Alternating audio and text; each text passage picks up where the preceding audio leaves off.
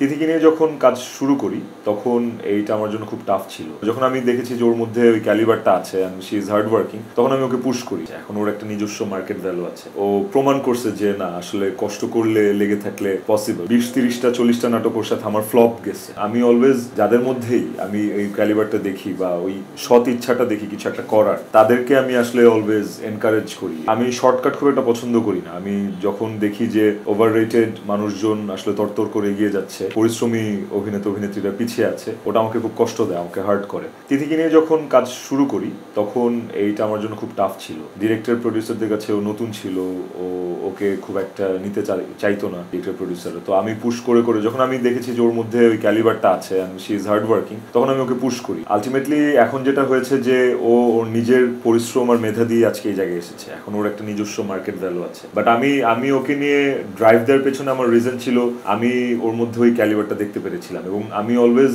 যাদের মধ্যেই আমি এই ক্যালিবারটা দেখি বা ওই সৎ ইচ্ছাটা দেখি কিছু একটা করার, তাদেরকে আমি আসলে অলওয়েজ এনকারেজ করি।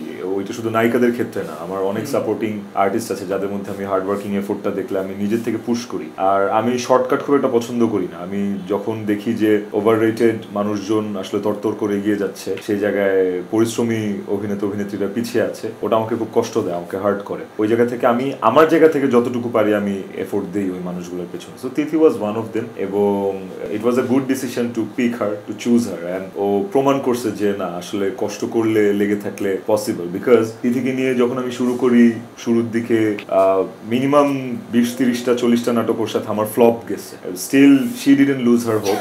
আমি আমার হোপ ছাড়ি নাই। আমার কাছে মনে হয়েছে যে we need to catch the pace. আসলে সামহাও আমাদেরকে ওই জায়গাটা ক্রিয়েট করতে হবে। অ্যান্ড আলটিমেটলি এখন দর্শক তো অনেক পছন্দ করে আমাদের জুটি।